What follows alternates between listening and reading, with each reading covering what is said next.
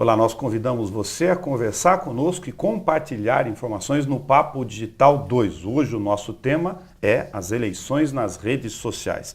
Para isso estão conosco o Gustavo Cândido e o Paulo Milreu, consultores em marketing digital, especialistas em suas áreas, para compartilharem conosco informações a respeito da eleição que já está na rua e, lógico, nas redes sociais. Paulo, até o uso das ferramentas tradicionais de comunicação, do que a gente chama de mídias do lado de cá, havia uma situação mais conservadora e moderada da possibilidade das redes. Hoje é inevitável que ou ela vai multiplicar ou ela vai fazer uma extensão que mesmo a gente conversando aqui, desse nosso conteúdo inclusive, acaba gerando dimensões que não podem nem ser dimensionadas aqui do ponto de vista do trocadilho. O que você pensa do uso das redes sociais nas eleições para a gente iniciar esse nosso bate-papo? Então, primeiro que é inevitável porque as pessoas estão presentes exatamente nessas redes. E quando essas redes se tornam uma ferramenta muito poderosa para distribuir, para fofocar, para amplificar, porque essas redes sociais elas não estão só no meu computador, que o acesso pode ser um pouco mais difícil, mas elas estão no meu celular. E estando no meu celular, e nós estamos falando aí de todas as pessoas que têm um celular hoje têm uma capacidade, esse celular, de ter esses aplicativos. Então vamos lá, WhatsApp, Facebook, Instagram, que são os principais. As pessoas serão de alguma forma impactadas pelas mensagens, qualquer tipo de mensagem, nesse caso as eleitorais.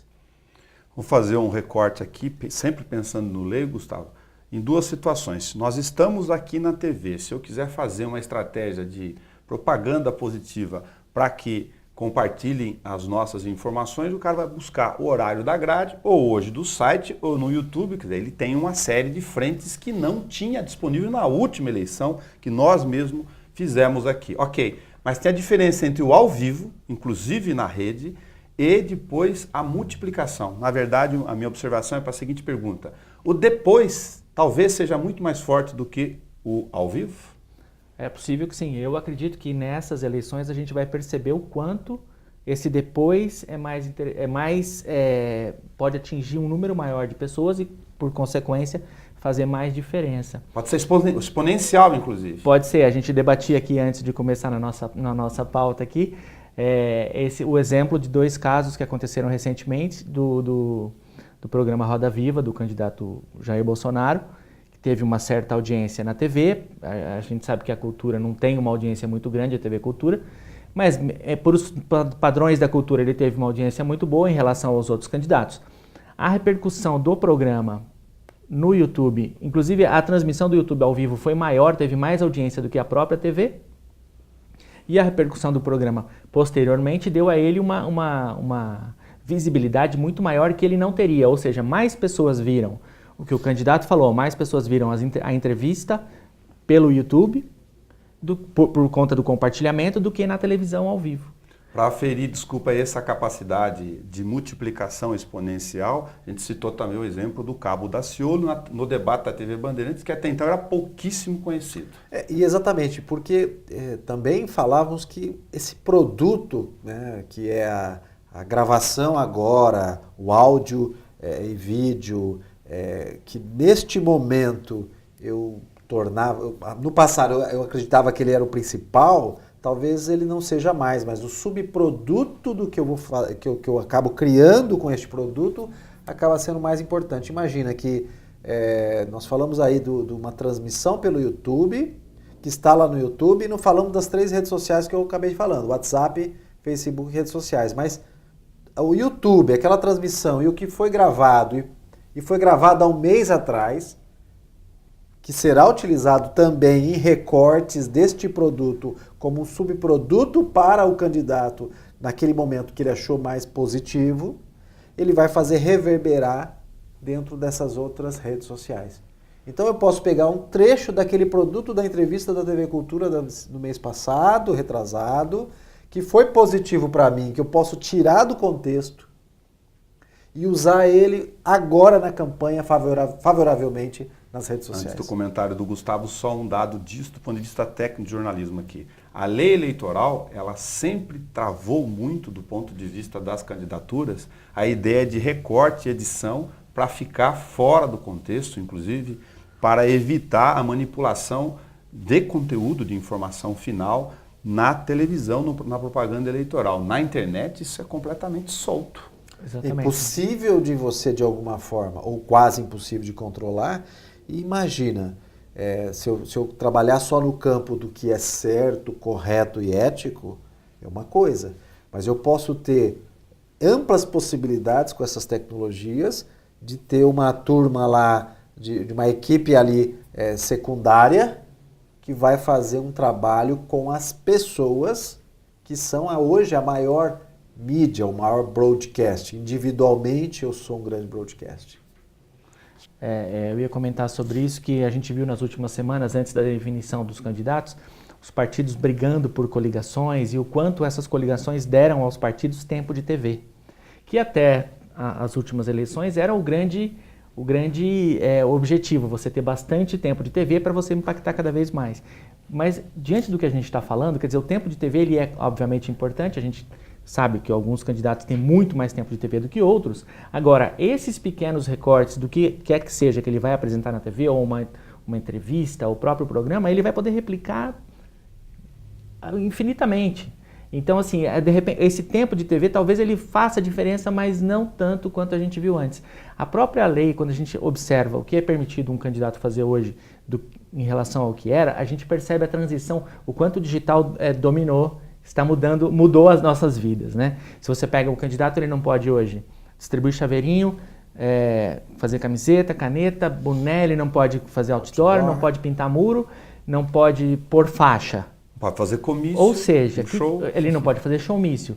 O que vai acontecer? Nós vamos perceber a eleição muito mais através das nossas telas do que na vida real. Quando a gente sair na rua, talvez a gente não perceba o clima de eleição como acontecia antes, até porque a gente via muro pichado e não sei o quê. Então a gente vai ver um adesivo no carro aqui, outro ali, mas a gente vai perceber realmente a eleição acontecendo, os candidatos participando e tentando se comunicar com o público através das nossas telas, no tablet, televisão e principalmente celular. E de alguma forma a vida das pessoas, né? Não existe mais o offline e online, as pessoas estão online o tempo todo e o tempo todo elas estão se conectando a essas informações por algum canal. As candidaturas tiveram que dividir as estratégias, a ponderação na questão do regime das coligações, porque ela tem sentido, mas os candidatos tiveram que se preocupar com isso, em disputar conteúdos de partidos maiores ou menores, também por causa da distribuição do fundo partidário. Aí faz efeito financeiro e, lógico, também tentando anular a chance do outro ter mais tempo que ele. A gente vê muito isso na esquerda. Muito melhor ele ter mais volume de tempo aqui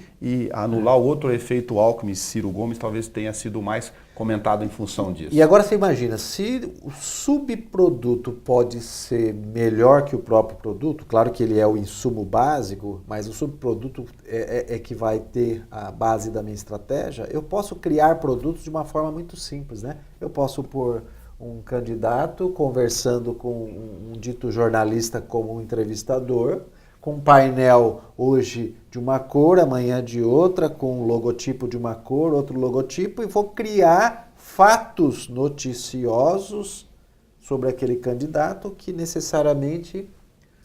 A minha pergunta, que talvez seja igual à do leigo lá, é de qual é a capacidade efetiva, se é esse dimensionamento, se ele fica restrito, por exemplo, no Facebook, é a minha aldeia, ou em função de todas essas ferramentas que a maioria desconhece, isso acaba tendo uma dimensão fora, exemplo, do controle. É possível substituir, pensar esses candidatos que a gente está chamando hoje, que para efeito de horário eleitoral de televisão tradicional, ele está isolado, aqueles já citados, de que ele pode sim fazer uma estratégia de compensação de redes sociais e, de certa forma, minimizar muito isso? Olha, o ponto-chave... Sem dúvida nenhuma.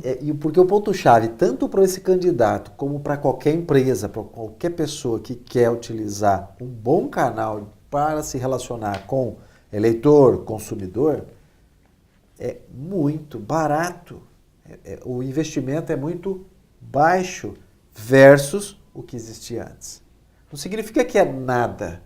Significa que é bem menor. O custo é muito menor. do que existia antes. Então, tanto o candidato dito nanícola versus o que está liderando as pesquisas pode ter uma capacidade de produzir e disseminar esse conteúdo de uma forma quase igualitária. A rede social, então, será multiplicadora, mas também produtora de conteúdo? Com certeza vai ser. Eu acho que vai ser a principal multiplicadora, né? Ela já é hoje. E acho que vai ser, é o que o Paulo está comentando, quer dizer, você pode produzir, mas também pode pegar aquilo que já foi, utilizar o subproduto, né, daquilo que foi produzido em outros canais. Então, se você pensa em números, 130, 135 milhões de usuários de Facebook no Brasil. Um número muito similar, não existe um atualizado, mas entre 120 e 130 usuários de WhatsApp. O número de eleitores da eleição, o TSE divulgou na última semana, é de 147 milhões. 147 milhões de brasileiros vão votar nessas eleições. Ou seja, é muito provável que esses 147 estejam entre esses 130 milhões, 120 milhões que também usam essas ferramentas. Eles vão ser impactados diretamente por isso. Agora, falando de algumas das estratégias do uso pelo bem ou pelo mal, Paulo citou uma aqui. Citar, por exemplo, tem alguns candidatos que eles usam um tradicional formato de news, de noticiário de televisão, sentam numa bancada, coloca 2 camerazinhas com bom software lá, contrata uma boa rede de internet na casa dele, com potência, e ele está fazendo um programa como se fosse um noticiário de televisão. Boa parte comprando como se fosse. Exatamente. Aí a gente entra no campo das famosas fake news, né? É que nesse caso ele fala de coisa, teoricamente... Ele pode criar... correta. Eu estou querendo dizer no sentido ou que não falsa. De que ele pode criar o conteúdo que ele quiser. Com cara de outra coisa. Com cara de coisa verdadeira, né? Ele cria também essa questão. Faz o cenário, chama alguém, vem aqui, me entrevista, e eu vou falar sobre isso, aquilo e outro. A hora que ele divulga, se a pessoa não tiver o discernimento, vai ser difícil. Esse formato nosso aqui é simples é fácil de fazer. Pegar Exatamente. uma boa sala Imagina, de produzir. Ele pode estar falando o que é certo, o correto, não está falando nada errado. Mas a partir do momento que ele produz muito conteúdo, a partir do momento que ele produz conteúdo com cenários diferentes, o eleitor pode ter a visão de que ele está muito mais repercutindo muito melhor, ele pode estar tendo um espaço muito maior em todo o contexto da campanha em si dos outros candidatos e pode então se destacar de alguma forma. Então esse parece melhor que os outros, esse fala mais, esse se conecta mais comigo, esse de alguma forma está mais presente no meu WhatsApp. Não dá para não citar que o efeito dos Estados Unidos, do Trump, em relação a como ele utilizou, que foi o que mais foi disseminado. A gente aqui não participou efetivamente da eleição dos Estados Unidos, então ficamos sabendo por cima da interferência das redes sociais, mas ele usou massivamente lá. Ele usou, na verdade... Não só ele, os adversários. O primeiro grande uso, o momento em que se começa a enxergar redes sociais como uma potência nesse sentido, para você poder eleger um candidato, é em 2008, com a eleição do Obama. Naquele momento, eles perceberam que a equipe dele, o pessoal, percebeu que havia, inclusive antes ainda da eleição, mas nas prévias contra a Hillary, quando ele ainda disputava a vaga de candidato dentro do Partido Democrata, que ela havia tomado um posicionamento, ele tomado outro, e que existiam blogueiros, existia um público mais jovem democrata que apoiava mais o lado dele. E eles resolveram investir nisso também.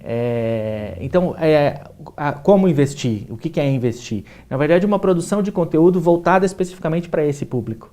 E acabou que ele teve um número de eleitores mais jovens, entre os jovens ele teve 70% dos votos. Depois ele replicou essa mesma técnica na eleição nacional. Quer dizer, foi a primeira vez que um candidato grande, numa potência, olhou para a internet e falou assim, opa, aqui tem um público também, que tem uma opinião e com o qual eu preciso dialogar. E captou recursos financeiros. Esse foi o grande lance na campanha eleitoral depois. Ele conseguiu, através da internet, receber muita verba que ajudou na campanha. Então, assim, a partir daí, começou-se a olhar e falar, opa, existe alguma coisa aqui. No caso do Trump, o que ele usou foi o uso massivo de informação contra a candidata, né, contra Hillary Clinton de novo, né, que era a opositora dele, a favor dele, mas de uma maneira mais inteligente, do ponto de vista de estratégia, que foi mandar esse conteúdo para as pessoas que seriam impactadas por ele. E para isso ele usou uma ferramenta desenvolvida pela Cambridge Analytica, que aí toda a história, aquela história grande. Quem eu quero atingir em especial? Eles descobriram o perfil de uma fatia da população, uma fatia grande, descobriram a tendência daquele eleitorado e começaram a massacrar esse eleitorado com conteúdo pró-Trump contra Hillary. Ela também usou isso, os dois candidatos, e depois, isso virou uma prática, né? Todos os dois lados usam, mas o volume, existem pesquisas acadêmicas sobre isso, o volume de informação falsa foi mais utilizado por ele do que por ela. Isso é uma grande estratégia, acho que vale a pena comentar aqui. Vou sempre repetir a questão da visão do leigo. Uma coisa é eu ter uma turma que compartilha e conversa comigo na minha página do Facebook. A outra coisa é eu ter do lado de lá uma estrutura partidária que tem uma estratégia com todas as ferramentas disponíveis na rede que vai massacrar o ponto fraco ou o ponto forte que me interessa do meu adversário, do candidato, pensando nas candidaturas, em relação a um público específico. Isso é possível de mencionar. É possível, com ferramentas que já existem, é possível desenvolver ferramentas especificamente para isso. Então há como burlar até as regras técnicas de cada uma dessas redes sociais para fazer isso. Outra coisa que o Gustavo comentou, que é bastante interessante, é a questão com o fim teórico na lei das campanhas eleitorais. Nós falamos sobre regras de financiamento de campanha e das principais regras de proibição e também de autorização na TV Câmara com o especialista em direito eleitoral Luciano Olavo da Silva. Você pode acompanhar isso na íntegra, é só lá digitar em vídeos na página do YouTube para aproveitar a citação do programa, especificamente sobre esse assunto. A possibilidade de fazer a doação de campanha de pessoa física até 10% da renda usando os sistemas disponíveis na rede também. Super fácil, inclusive. Entra lá, cadastra, solicita e é fácil. Outro ponto que eu ia fazer um recorte aqui, voltando para o Brasil, esse ano a gente tem a campanha de presidente, senador, governador e deputados. Né? Então, talvez cada uma dessas estruturas partidárias que têm uma estratégia e vão adotar a estratégia, elas não caminhem nos partidos ou nas coligações até o deputado federal. Então, nós podemos ter estratégias e ações dessa estratégia muito bem elaboradas para presidente, talvez para governador, senador, e talvez não tenhamos para deputado, e nós possamos aí, em cada um desses espaços que a gente tem dentro do Facebook, do Instagram, do WhatsApp, nas nossas redes, mensagens completamente bem estruturadas para me persuadir, mas podemos ter mensagens que vão também nos incomodar, como aqueles candidatos que ficam tentando convencer você apenas com um santinho virtual, né, que é aquela imagenzinha, te mandando todo dia de manhã para te convencer. Nossa, um bombardeio. Um bombardeio. Então, quer dizer, é meio que um cada um por si, né? Quando chega na faixa dos deputados ali, é meio que cada um define sua estratégia e vai. Aquela punição dias antes de papelzinho de santinho vai estar dentro das nossas vai estar dentro da tela. Felizmente você pode bloquear, né? Pensando nisso já como um subproduto das ferramentas, o WhatsApp acaba de delimitar como regra a questão de compartilhamentos por grupo, montar os grupinhos lá, era 220 para cada um. Também, quando você compartilha, agora vai identificado que tem o compartilhamento para advertir em relação a quem simplesmente passa sem nenhuma checagem, que nós vamos falar em seguida também, você pode sim responder pelo compartilhamento indevido de material falso ou ofensivo. Porque é preciso que a pessoa entenda também que ela é responsável por aquilo, né? Pelo compartilhamento daquela informação. Mas é ela o emissor daí. Ela fala assim, eu recebi, mas eu não sei, mas eu estou repassando. Então, a partir do momento que você está repassando, também você é um responsável por disseminar aquela informação.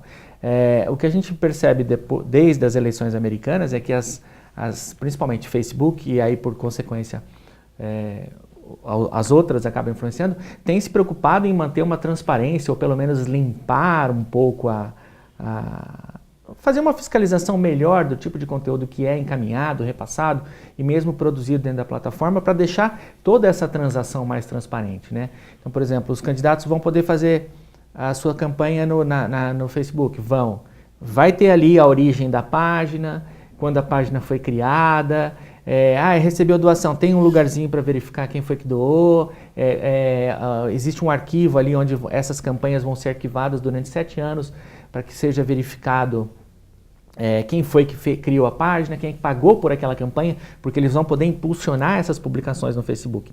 Então, assim, eles vão poder usar a plataforma? Mas vão existir muitos registros ali. E para quem está recebendo essa informação, você vai saber que aquele post foi patrocinado pela página tal e que essa página tal foi criada no dia tal. Então, por exemplo, a gente já está antecipando um pouquinho, a gente pode voltar, vai falar mais sobre isso depois, mas a pessoa ela vai poder saber se essa página foi criada ontem, né? Foi criada ontem para divulgar a informação desse candidato, ou não. Não, é uma página desse candidato que já existe desde 2000 e não sei quanto, que o cara constantemente posta. Então, assim, a gente vai ter de alguma forma a possibilidade de verificar algumas informações ali que a gente está recebendo. Tem muita desconfiança natural, até pela maneira da postura e cultura de consumo do brasileiro, de compras pela internet, ainda um movimento em andamento, apesar do grande volume de número de aparelhos e de uso. Pode ter golpe nesse meio ou não? Estou fazendo um alarde desnecessário aqui do ponto de vista das arrecadações? Ou é muito mais difícil talvez tentar alguém pendurar nessa história? Talvez seja muito mais difícil. Vamos entender que é possível você ter um controle e uma gestão melhor quando você usa a tecnologia. Mas por trás sempre existem pessoas. Então, muitas dos fatos que ocorrem quando há falam-se muito em hackear, foi invadido, roubaram senha, muito do que existe nesse processo é chamado de engenharia social. Eu conheço quem falo com tal pessoa, me relaciono. Então, burlar ou criar um golpe ou resolver isso de alguma outra forma sempre é possível porque se trata de ser humano. O que é possível dizer é que a tecnologia permite você ter uma estrutura mais de gestão melhor. Fora isso, não...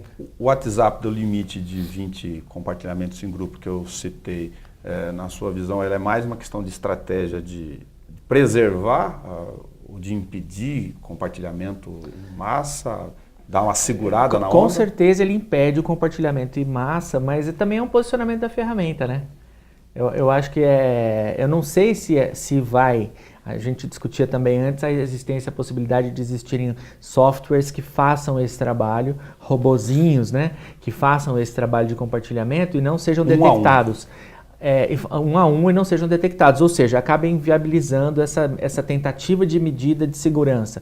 Por outro lado, a ferramenta também se posiciona, né? E diz, olha, eu estou aqui tentando evitar que sejam compartilhadas informações falsas. Mas é importante essa citação do ser humano por trás da máquina, porque eu acho que quando a gente debate muito isso, quando a gente está falando de eleições principalmente, e a gente debate o digital, a rede social, de um certo modo existe um desejo de responsabilização aí da tecnologia pela decisão. Sim. Né? Então, quando você fala assim, o Trump foi eleito, mas ele usou as redes sociais, dá a impressão que não existiram americanos que foram lá e escolheram ele. Na verdade, quem vota e quem aperta o botãozinho da urna e quem vai fazer a coisa acontecer é um ser humano. O que a gente está falando é de informação, bombardeio de informação e talvez... As possibilidades... Então, assim, a tecnologia ela vai, com certeza, nos impactar com muita informação. Mas a decisão está sempre um ser humano por trás ali, né? Eu gosto de pegar um ponto aí, porque ele falou de duas coisas importantes, né? Tecnologia, ser humano, tecnologia e o que está acontecendo e o futuro, né? E o ser humano sempre aqui como chave disso. E o ser humano, na sua evolução natural, adotando essas tecnologias, o jovem cada vez mais adepto a isso ou mais presente, tomando decisões diferentes, do que a geração mais velha toma. Quer dizer, talvez meu filho ele tenha já uma visão da política diferente da minha devido ao comportamento que ele tem nas redes sociais. E quando a gente olha para isso, voltando àquela discussão da TV e a importância que ainda se dá à TV, estou tirando a questão do fundo partidário, é que talvez os próprios candidatos e as próprias equipes não percebam que o impacto será muito menor devido a esse público. E não enxergaram esse futuro que é presente já. Então, desde lá de 2008 com Obama, Trump agora, mas aí tanto os últimos candidaturas a presidente Lula e Dilma, o impacto das redes sociais já foi importantíssimo frente às demais produtos das demais mídias. Agora, temos uma série de ferramentas em escala, em mais de uma plataforma para ser utilizada em milhões, dado o número de usuários e dessa intersecção, inclusive, dessas ferramentas. A pergunta que me fica natural é a capacidade, em função do calendário eleitoral, da justiça eleitoral e dos partidos de fazer detecção e, eventualmente, lógico, eles devem estar muito preocupados agora em não serem prejudicados. E tem um problema muito chave. Como se defender desse Eu posso detectar, Nelson, mas e daí? Nelson. Quem compartilhou foram milhares de pessoas e não tem mais como ser controlado. Eu acho que o tempo é tão curto que a melhor defesa vai ser o ataque. O que eu estou querendo dizer? Eu acho que eles vão se preocupar menos em detectar e mais em bombardear mais do que o meu adversário. Se ele está fazendo, eu também vou fazer. Então eu temo que essa vai ser uma eleição com um volume muito grande de informação, nem sempre verdadeira ou tendenciosa. Também para de fazer todos os lados, uma pequena propaganda aqui, nós vamos chamar especialistas em ciência política para pegar esse dado do nosso conteúdo e submetê-los para avaliar. Afinal, então, a contra-informação, a informação falsa vai fazer que efeitos sobre a questão da conduta do eleitor no dia a dia. A Justiça Eleitoral certamente não terá condições nem técnicas e nem de tempo de prazo para poder dar resposta para isso. Não tem. É uma questão... Depois que eu disparei para meus 20 amigos, esses 20 amigos dispararam para mais 20 amigos, e esses 20 dispararam para mais 20, você perdeu o controle. Não tem como eu falar assim, deixa eu descobrir a fonte dessa informação. Ok, parei a fonte. Mas e daí? Já foi distribuído para milhares de pessoas. Você notou como antes a gente tinha um debate na TV, você assistiu o debate, no dia seguinte você tinha os veículos impressos fazendo um comentário, uma análise, e os próprios programas de televisão fazendo uma análise. Hoje você assiste um debate na TV e você fica com o Twitter aberto, a análise está sendo feita ao vivo ali. Por pessoas que... Eu fiz uma experiência no debate da TV Bandeirantes. Por pessoas gabaritadas pela população em geral, por qualquer um. Eu fiquei online no Facebook para compartilhar aqui. Eu fiz essa experiência pensando, aliás, no nosso encontro. E fui colocando posts, eu chamo de outdoor eletrônico, as pequenas frases, a capacidade de fazer títulos, comentários. Bolsonaro acaba de fazer isso, Ciro Gomes acaba de falar do PIS, o Daciolo acaba de falar da Ursal. Fui fazendo replicagens instantâneas para medir quantos estavam nas duas plataformas. Muita gente. E aí o curioso é que, então você não tem o controle sobre isso. Então, se alguém tivesse aqui acompanhando o nosso programa agora, ao vivo, ia pegar o Twitter e ia falar o que quiser, pum, acabou. Espalhou. Nós não temos o controle sobre isso.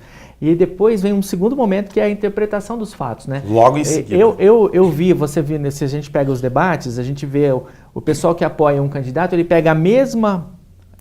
tudo é da interpretação. Ele pega a mesma pergunta feita pelo jornalista, a mesma resposta pelo candidato. E ele fala assim, olha como esse jornalista é incapaz, fez uma pergunta ridícula dessa, ele acabou com ela agora. O cara que não gosta do candidato fala assim, tá vendo? Agora a jornalista fez uma pergunta difícil e ele foi obrigado a apelar. Os dois lados, entendeu? A mesma pergunta, a mesma coisa. E aí você vê a coisa espalhada. E aí vai para os grupos, né? Aí eu tenho uma dúvida, de novo, vou submeter isso aos especialistas lá, mas para a gente levar em conta aqui. Então nós estamos falando que o bombardeio, o volume de informação e o que eu chamo de contra-informação será também exponencial. A questão é saber se o leitor não vai ficar também com fadiga disso. Com certeza. É possível de acordo com os filtros das próprias redes sociais e das pessoas com quem você se relaciona. Então, o perfil das pessoas que eu tenho nessas redes sociais e que vão Então não estou falando de publicidade, ainda não falo de publicidade, mas o perfil das pessoas que vão acabar de alguma forma distribuindo, impactando, e a próprios fakes que vão rodar muito hoje pelas redes sociais, vão definir um pouco desse volume que eu vou ter mais ou menos. Que vai ser bastante, vai. Deve alguém estar se perguntando lá de lá, opa, quem tem empresa e produto, então eu quero conversar com esse pessoal porque eu quero fazer isso com o meu produto aqui, que não estou conseguindo impulsionar, se os candidatos estão conseguindo fazer isso. Estratégias de impulsionamento na rede, tem jeito certo de fazer isso. Com certeza tem o jeito certo de fazer isso. Na verdade, senão não funciona. Senão não funciona. Você pode até, existe até ali aquele botãozinho ali, impulsione essa publicação e tal. Mas você pode até impulsionar e ter algum mas não resultado. É aquela boa ferramenta. Mas a questão é, se não existe a estratégia por trás, se não existe a inteligência, o pensar, por que eu vou impulsionar e principalmente quem eu vou impactar com aquele conteúdo, você não vai ter resultado. Não vai ter resultado. Até porque assim, existem detalhes, né? Você pode escolher o seu público, você pode escolher a faixa etária, pode escolher a região geográfica, horário, você pode escolher um monte de coisa. Mas para isso você precisa analisar, fazer uma estratégia para entender por que você vai fazer aquele anúncio, né? Como você vai impactar, como você vai impulsionar. Então, impulsionar não é simplesmente apertar o botãozinho. E como nós falamos dos produtos e os subprodutos, né? Primeiro, eu não tenho que achar que uma ação isolada vai fazer com que eu tenha resultado no meu negócio. Um produto de informação do meu produto ou de qualquer coisa isolado, sem criar esses subprodutos e sem encadear isso no tempo, sem criar uma lógica, que é essa estratégia para atingir o objetivo, não funciona tanto para uma empresa como não vai funcionar na campanha eleitoral. É curioso, você citou a gente falou alguma coisa de campanha, da campanha tradicional. Eu acho, e aí também num paralelo com o mundo dos negócios, das empresas, que a publicidade tradicional, que a gente já vê apresentar um certo desgaste, isso a gente vai talvez vai perceber isso também na eleição. Estou querendo dizer, aquele cartaz com o santinho, com o candidato sorrindo, aquele candidato que vai na periferia beijar a criancinha, isso aí já virou um mico, não é nem já virou as pessoas sabem, as pessoas olham, e por mais que isso ainda tenha impacto em alguma faixa da população que vai olhar e vai falar assim, olha, ele foi lá, conversou com a pessoa lá no bairro. Tem, claro, tem. Ele tem. Eu acho que isso vai fazer menos diferença hoje na eleição do que a informação, do que o candidato ao vivo no programa, do que o candidato fala num debate, do que o candidato fala quando alguém perguntou alguma coisa para ele na rua, porque esse conteúdo, que vamos chamar de conteúdo espontâneo, o conteúdo gerado ao vivo ali, em algum momento ao vivo, ele vai fazer mais diferença do que aquele conteúdo ensaiado, do que o texto que ele vai falar na TV, do que o cartaz que ele fez com a luz perfeita e com o terno, com a cor, com a gravata combinando. Esse pacote publicitário tradicional, eu acho que vai funcionar menos do que o espontâneo, do que o natural, do que ele se manifestando naturalmente. Que é o que a gente vê também no mercado, de certo modo, né? As marcas, elas já entenderam, as grandes marcas, aquelas que já estão trabalhando o digital de uma maneira mais eficiente, elas já entenderam que elas não podem ficar falando, compre meu produto, compre meu produto, compre meu produto. Mas ela precisa falar como esse produto impacta na sua vida, como ele melhora a sua vida, por que ele precisa falar conversar, dialogar com, ao invés de ficar empurrando, né?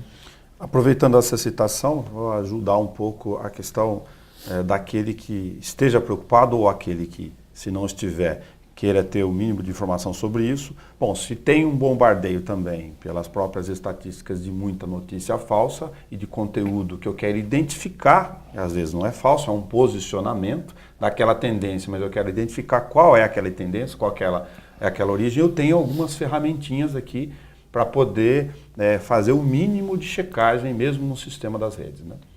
Várias agora nascendo aí.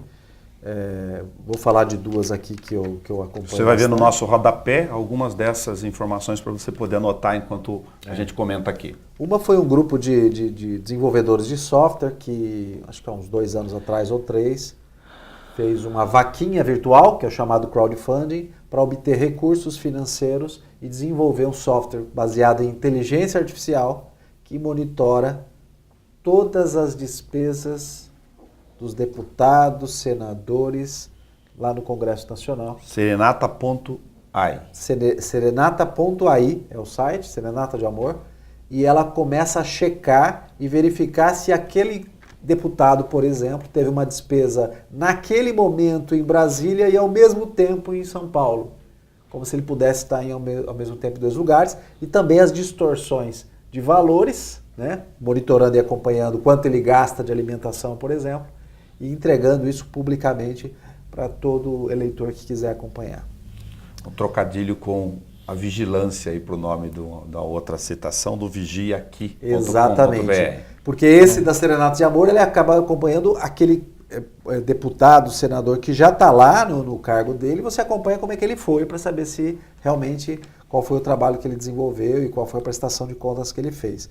E por outro lado, o Vigia Aqui, que é do grupo Reclame Aqui, que é o maior portal de reclamações da América Latina, e criou um aplicativo que ele se conecta ao seu navegador, né, Chrome ou Firefox, e a qualquer site que você navegar, qualquer site de notícia ou qualquer lugar que estiver navegando, se tiver o nome de um político monitorado, esse nome do político aparece em roxo, você passa o mouse e diz se esse cara já foi processado, se existe um processo na justiça contra ele, e você tem uma radiografia daquele político ou candidato. O parêntese natural dessa informação do Paulo é que se você tem alguma preocupação, e tomara que tenha, de checar o universo do seu candidato, lógico, vai pesquisar, você vai ter a lei da ficha limpa a seu favor na tela ali, por exemplo. Gratuito, fácil, qualquer um pode instalar. E quando a gente fala, e aí uma ferramenta para checar fake news de um modo geral é o Fato ou Fake, que também o nome vai estar aparecendo na tela do G1. Na tela. Uhum. Ali você pode verificar se qualquer informação divulgada que você viu na internet, se ela é verdadeira ou não, né? Existem outras ferramentas também que podem fazer esse serviço, essa é muito boa. E na verdade, porque assim, é preciso desconfiar da informação, né? O Facebook criou em alguns países, e aqui no Brasil ele patrocinou a criação, alguns projetos para combater fake news, né? Um que tem um nome divertido chama Vaza Falciani, que é uma expressão que a pessoa mais jovem utiliza, né? Ele oferece um curso, é um aplicativo dentro do Facebook, criado por sociólogos, antropólogos, o pessoal que o Facebook encontrou ali, e famosos já, um deles é o Iberê, que tem o canal Manual do Mundo, e eles criaram um curso de 8 módulos com conteúdo muito bom para você identificar fake news. São 8 aulinhas, você clica lá, tem material em texto, tem um videozinho explicando, e ele vai falando como você pode identificar ao ler uma notícia, o que é uma notícia falsa ou não. Então, assim, as ferramentas eu acho que elas tendem até a aparecer, a gente vive uma era de checagem da informação, eu acho, porque o volume de informação é tão grande que eu acho que a função de checador de informação, a curadoria do conteúdo, sim, vai ser cada vez mais importante. Já existe ferramenta de checagem de informação específica na área de saúde, por exemplo. Alguns sites, lógico, até por causa de ser jornalista, mas também porque gosto, na medida em que eu fui lá, identifiquei a origem, o que interessava ou não interessava, eu já tratei esse site aqui eu já não procuro mais nada dele, porque para o meu nível de consumo de informação não me interessava. Você faz um filtro. Eu acho que se a gente checasse as fontes, né? Porque eu acho que existe uma certa preguiça aí de checar a fonte, né? Mas se você checasse a fonte, você já conseguiria eliminar bastante do que é a notícia falsa, né? E aí volta de novo a questão do volume, bombardeio, que a gente está falando aqui de informação, um volume gigantesco, informação contra informação, um volume muito falso, e o cara não tem tempo ou não quer ter tempo, não faz parte da cultura dele. Em março agora desse ano, o Instituto de Tecnologia de Massachusetts fez o MIT, né? Fez uma pesquisa, divulgou uma pesquisa sobre fake news, na qual eles analisaram tweets de 2006 a 2017. Informações falsas que foram jogadas lá, fizeram várias experiências. Eles chegaram à conclusão que, primeiro, fake news se espalha com 70% maior de velocidade, com uma velocidade maior do que uma notícia verdadeira, ou seja, uma notícia falsa caminha 70% mais rápido do que uma verdadeira, e de que os robôs e que os grandes responsáveis pelo compartilhamento da notícia falsa são os seres humanos, não são os robôs. Essa entrevista, essa conclusão surpreendeu até os próprios pesquisadores, que eles disseram assim, o robô, ele compartilha uma verdadeira na mesma velocidade que ele compartilha uma falsa. Porque ele é programado para compartilhar, não para julgar se ela é falsa ou verdadeira. Mas o ser humano, ele pega uma falsa e ele compartilha muito mais rápido, sem esse julgamento, né? E eu achei curioso essa pesquisa, eles apontaram uma coisa interessante. Ele falou, a notícia falsa, ela causa medo, desgosto, surpresa. A notícia verdadeira, ela causa tristeza, expectativa, sentimentos mais comuns. A notícia falsa, ela te chacoalha, ela tira um pouco do seu equilíbrio, né? E aí eu acho que esse tirar do equilíbrio é o que faz a pessoa ter a necessidade de compartilhar uma coisa, né? Avesso do marketing. Aliás, eu estava raciocinando quando você estava respondendo para a gente aqui, Gustavo, e que a gente tem um desafio natural logo depois de outubro, aqui falando do Papo Digital 2, falando sobre eleição, mas é de ver, não a questão de acertar ou errar, mas de reavaliar depois como foi o comportamento da eleição. Com certeza. Naturalmente, em relação às redes sociais. Teremos exemplos frescos. Talvez no meio ainda, evidentemente, a estratégia a gente vê depois, mas eventualmente entre primeiro e segundo turno, por que não? Já teremos a resposta do ponto de vista de informação da rede. Ou analisar como os candidatos se comportaram, isso é interessante. Claro, depois ficam só 2, fica mais fácil ainda de projetar isso para... E ainda no cenário nacional, estadual e regional, né? Claro. Que vão ser bem diferentes, eu tenho certeza. É muito curioso isso. No cenário regional, por exemplo, eu tenho visto pouca coisa. Sim. Aliás, como as candidaturas aqui estão dentro da rede, eu postei ontem uma boa provocação disso para o meu universo, mas tem candidato completamente escondido dentro, eu não consigo entender. Tem candidato escondido, tem candidato que acha que ele só precisa criar um perfil e que está tudo bem. Ou seja, há uma ignorância no sentido de não conhecer as redes sociais também pelo uso das próprias candidaturas. Sem dúvida. E isso significa não alcançar a população. Vai perder potencial de voto. Vai perder. Paulo Milreu, Gustavo Cândido, consultores em marketing digital, muito obrigado por compartilhar conosco o nosso Papo Digital 2, hoje falando sobre eleição em redes sociais. Nós que agradecemos. Foi muito legal.